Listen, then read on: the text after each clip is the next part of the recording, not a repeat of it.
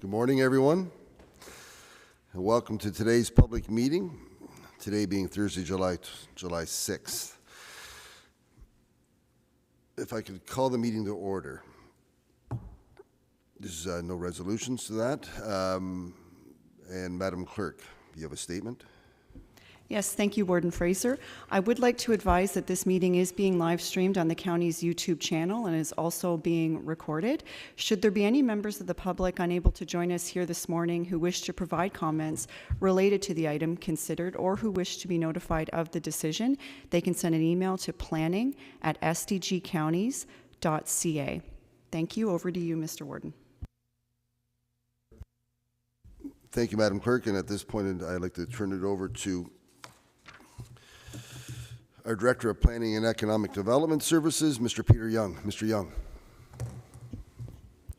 Thank you, Warden Fraser, and good morning, everyone. This public meeting is a forum for the public and for Council to get information pertaining to a housekeeping amendment to the county official plan, and as well as voice any questions, comments, or concerns regarding the amendment. The meeting is being held pursuant to Section 17 and 21(1) of the Planning Act. As previously stated, anyone wishing to receive further notice or if they have any questions about the housekeeping amendment, they can send an email to planning@sdgcounties.ca. So I'll go through the presentation. So the purpose of the amendment is to update the county official plan, which is the policies governing land use decisions for severances, subdivisions, zoning, and other planning matters.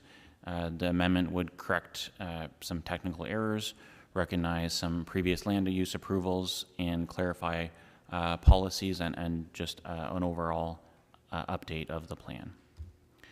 And the amendments apply to all lands within the United Counties because some of them are policy specific. We also have some individual sites that'll go through.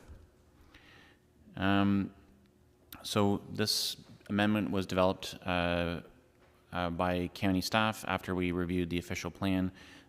We had a large Ontario Land Tribunal hearing, and a number of matters did not get into the final documents at the tribunal, so we'll go through those. As well, we consulted with our local municipalities who identified a few corrections and things that need to be changed. There's also some previous land use approvals, such as severances, boundary changes that are just being recognized. The severances are already approved, but this is to adjust some of the boundaries, and you'll see some slides showing that. So I'll just go through them quickly. One First Amendment is to add a 26-meter or greater right-of-way, some text to that in the transportation section to make sure that anytime we're getting road widening, the proper width is described in the official plan. Secondly, County Council had stated that although the province withdrew the requirement for public meetings, County Council had passed a resolution that the county would still like to hold those public meetings or have the local municipality hold them on their behalf. At this point, it was just a resolution. Now this would be also part of the official plan. One of the changes in the most recent legislation, Bill 97, was to add complete application requirements to site plan control, and this is just adding that into the official plan. Complete application is just a list of the studies you need in order to process an application, such as a stormwater plan or noise study. This change does the same thing. So the next section is, this was part of a Ontario Land Use Tribunal settlement for property on County Road 3 near South Mountain. This was a policy that was in the previous official plan. The final documents approved by the tribunal did not have this text. And again, this is just something that was in the old official plan, just was missing in the final document, so we're just adding it back in. It's just allowing commercial uses on County Road 3. This is another part that was missing from the settlement. It has to do with the golf course in the same area. And this is just making sure that that golf course is recognized in the official plan, Sandy Row. This is to do with a severance that was provisionally approved in Ormond with a minor boundary adjustment 2 acres was added on the left side in the purple, and 2.2 acres was moved down on the boundary on the right side in the red.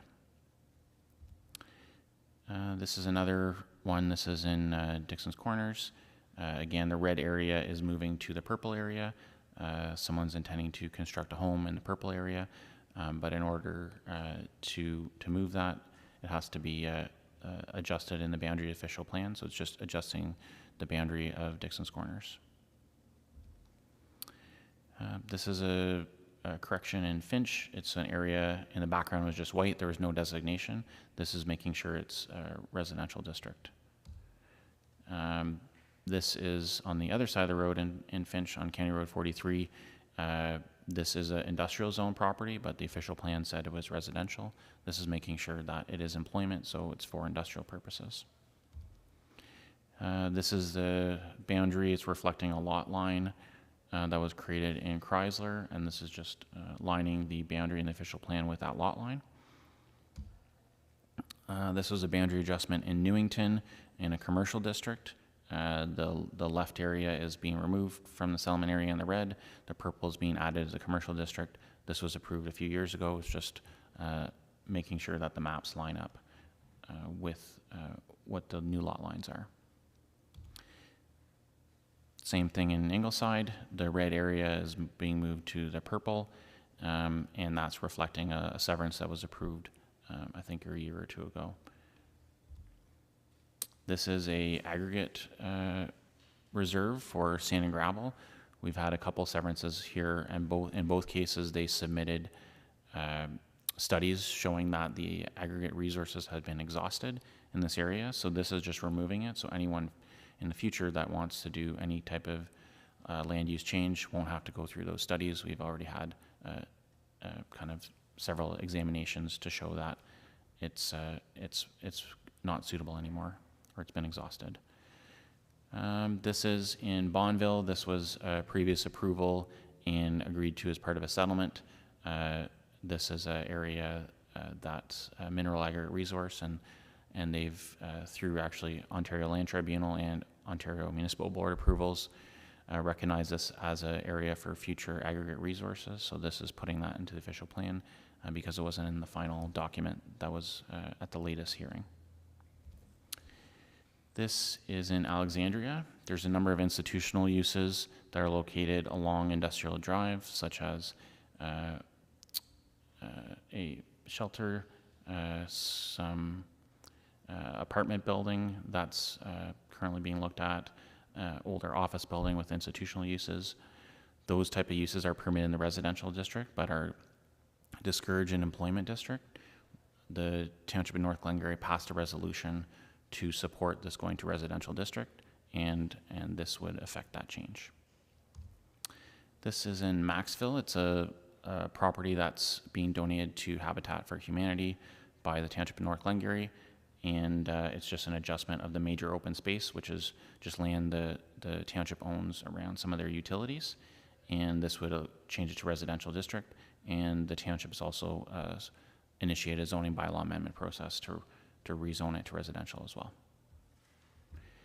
in Maxville. This is in South Glengarry near the airport, Cornwall Regional Airport, and this is an adjustment to the airport district. This is land that's already owned by the airport commission, and it's also already part of their plans, but it was still in the rural district. This would recognize that this is part of the airport. This is an error. Some of the mapping the ministry had completed in the official plan. It's in South Glengarry, and it's just, you can see everything around it is in the green, is all rural district. Somehow this got left in agricultural. Again, there were several thousand properties that were changed, so this one was missed. This would make sure it's rural to match with everything around it. This is in South Glengarry, and it's County Road 19. It's an existing land use that's being added to the special land use district. Once these existing uses are recognized, they're already zoned, they've been there for a number of years, it just makes it easier if they ever want to do changes. They don't have to amend the official plan again. Similar to this, it's an existing campground, in South Glengarry. It's already zoned for that. It's already existed for a number of years on Concession 3 Road, and this is just putting that in the official plan. This is also in South Glengarry, and it's got a number of industrial type of uses, and it's right along the 401.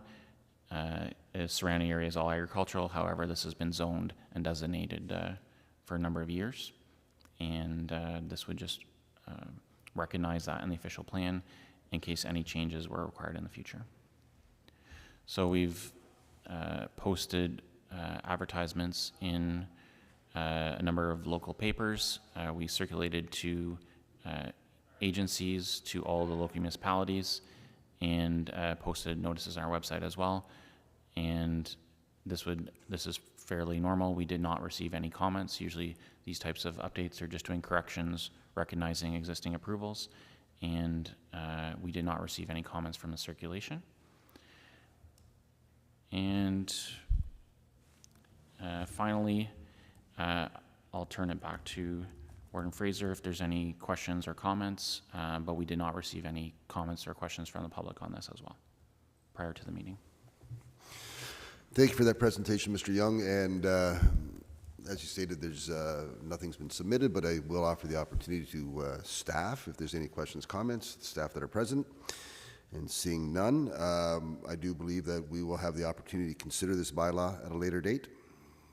That's correct, at the July 17th County Council meeting, unless we receive any further comments after this.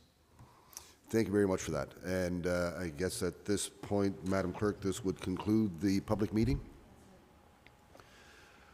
Thank you for everyone's attention today, and enjoy the day.